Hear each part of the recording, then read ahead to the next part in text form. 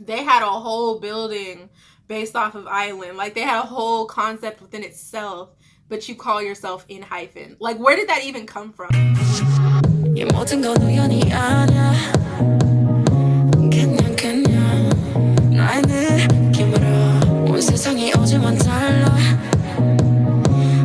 guys, welcome back to Kpopandkurls. My name is Deandra, and today we are going to be talking about I-LAND. Oh my god, or better yet, the new group Enhypen.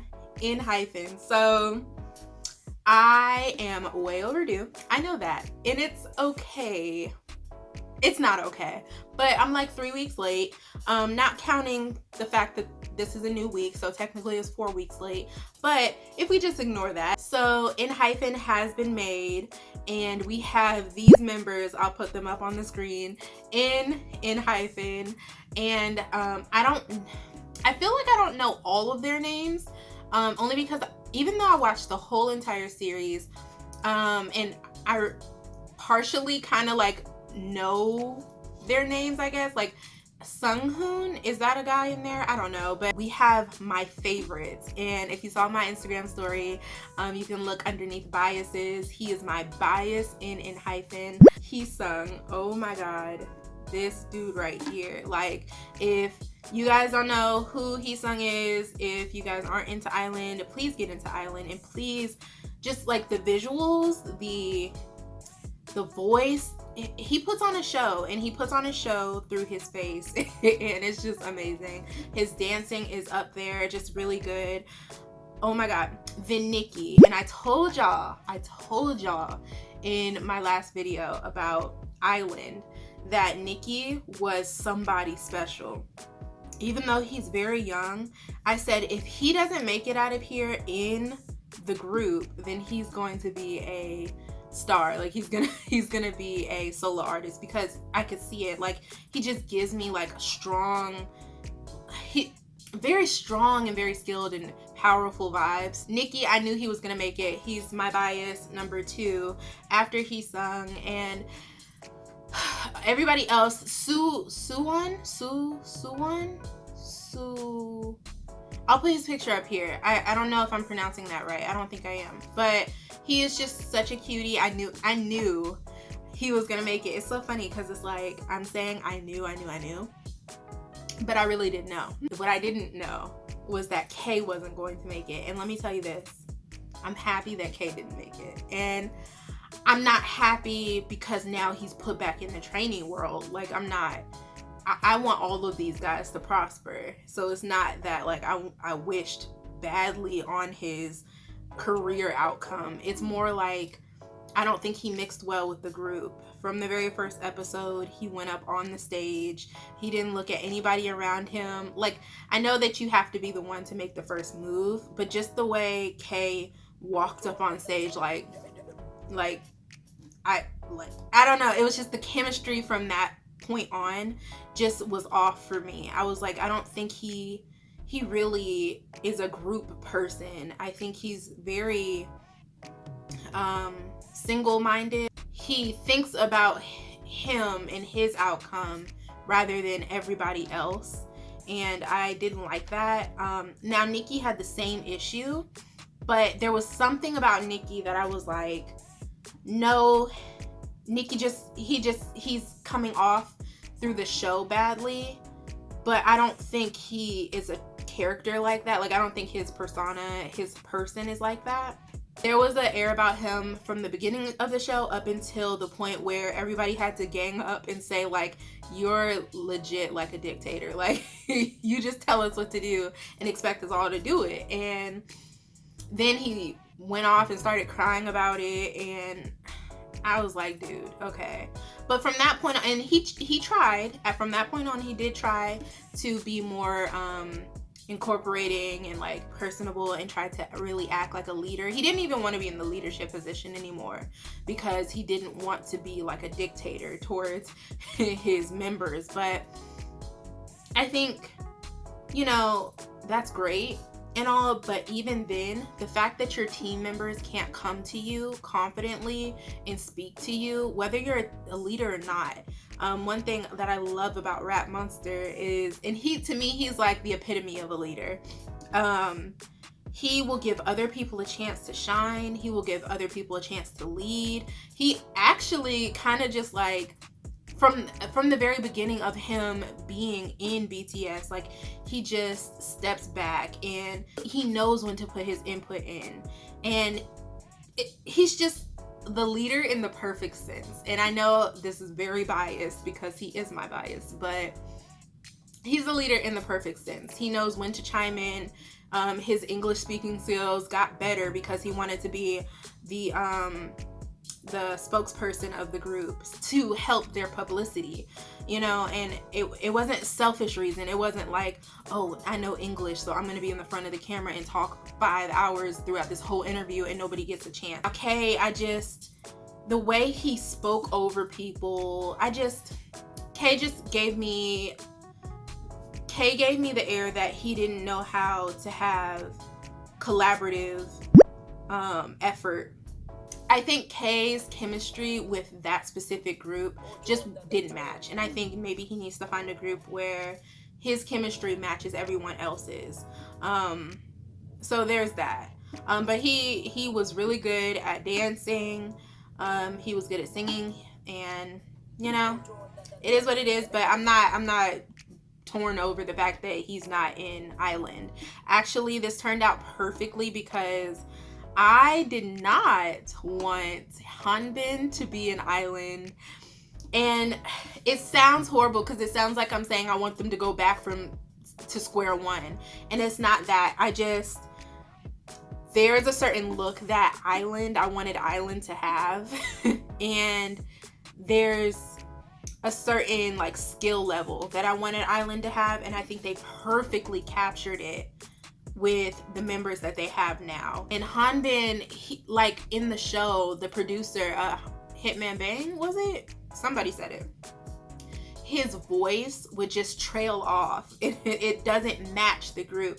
At the end of the day, guys, like as much as we love individual people, you actually have to like see them in a group together. And they actually, one thing in the show that I don't think they realized that they were being tested on, and I'm sure you guys saw that as well, was how well can you get along with people? How well can you get along with your members? And there were some amazing examples of people who got along with each other, who showed their best selves in front of the camera, whether that's real or fake. You know, people ate that up. Suwon, I'm gonna put his picture up here again. He showed his best self. He was a cutie, kind of gave me like cute Jimin vibes, like, but like even cuter than that. Like, it was just crazy. And just, you can't go wrong with that much positivity in a group. That was perfect. Actually, if that was, I'm sure that's just his personality, but if somebody wanted to play the game, be the most positive person in the group if you're trying to end up being a K-pop star, because you can't go wrong with positivity. Like, nobody's gonna look, if you're positive, good at what you do, and you're cute, like you're not going to fail. And mind you, again, collaborative efforts are very big when creating a K-pop group. So, man, seeing everybody work together was perfect. I feel like I wouldn't know where to start, but these guys worked out some of the hardest routines, and they really did their best.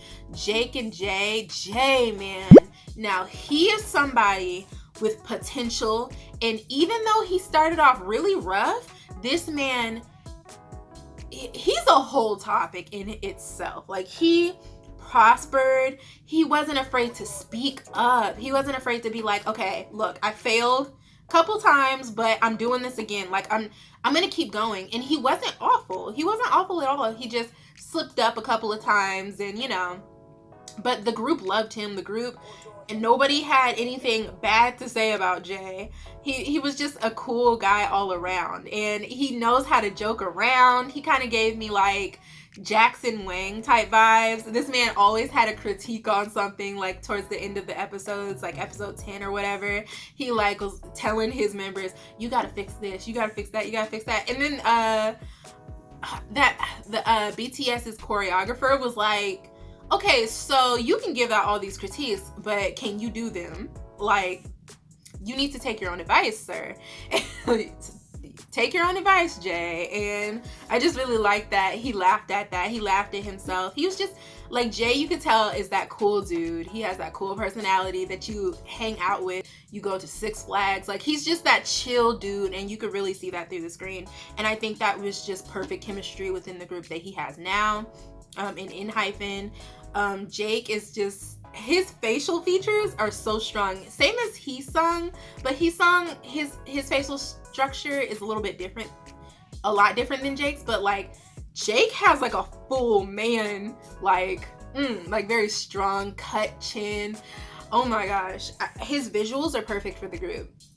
I think it gives more of a, if I don't know what kind of group Enhypen is trying to be, but if they're going for R&B, if they're going for like EXO type R&B, then I am here for it. I think Jake's vibe in R&B and Heesung's vibe for R&B is perfect.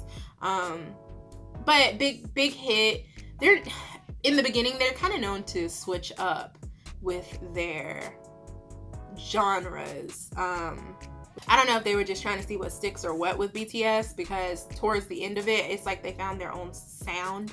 But anyway, that's off topic. But I'm excited to see what Enhypen brings to the table. I cannot wait for their first album. Their first live performance. Oh my gosh, like, I am so excited for Enhypen. Also, I am in love with the songs that they performed on I-LAND. I really want that song where they're like being all dreamy and stuff. It was towards the end again of the season, and it was towards the end of the series. And I keep saying this man's name wrong. I hope I'm not saying it wrong. Suwon, the cute guy, the cute little boy. I don't know. I'm gonna put his picture up here. So he wanted a cute concept for Chamber 5 or something like that. And is the name of the song Chamber 5? I don't know, but it was a cute concept, and I really like that song. So I hope they have that. There's another song that I keep singing. Nika Nana, Nika Nika Nana. That song, I want that on their album. And I don't think that, I'm not sure, guys. You tell me. They put the songs in the survival show in the debut album that the final group comes out with, because at first that would kind of be shady if everybody just re-recorded. But those songs were gold. Like, they were really good. So maybe they should just take those songs. It would suck if I got voted out of I-LAND and I know I performed that song specifically and they took that song and put it in their new album. I would actually be really hurt. But those songs were gold, so I kind of want them to just take those songs. I know on Spotify they have Into the Island on Underneath the Island Spotify, but Enhypen and I-LAND are two separate things, which if I can just chime in on that makes me so upset that they didn't just call themselves I-LAND. Like, technically, I kind of see it. I kind of see the point. Because if you have people who left I-LAND, they dropped out of I-LAND, they got told to leave I-LAND, they could officially say that they were a part of I-LAND. Like, oh, I was a part of I-LAND, you know, but I guess they didn't want that. They wanted it to be two separate entities. So you have I-LAND and then you have Enhypen, which is the final group. So I get why they would do it, but I'm just like, can you just call yourself I-LAND? Like, I like I-LAND better. It's shorter. Enhypen just doesn't. I don't get the concept there. They had a whole building based off of I-LAND. Like, they had a whole concept within itself, but you call yourself Enhypen. Like, where did that even come? Anyway, guys, so that's really it for me about Enhypen, I-LAND. I'm so happy Nikki is there. So happy Heesung is there. So happy for Jay. So happy for Jake. Sue guy, that's so disrespectful. Suwon, I think, I'm so happy for him. Put his picture up there. And I know that there's other people that I know. Like if I heard somebody say their names or if I saw them, like I'll be like, oh yeah, they're in Enhypen. But I don't know why. Like I think one of them is a redhead. I don't know. I can't remember. Or like brown hair or something like that. Anyway, I'm happy. I'm so happy with the final outcome. And I really thought I wasn't going to be. Anyway, guys, thank you for watching this video, and I will see you in the next one. Bye.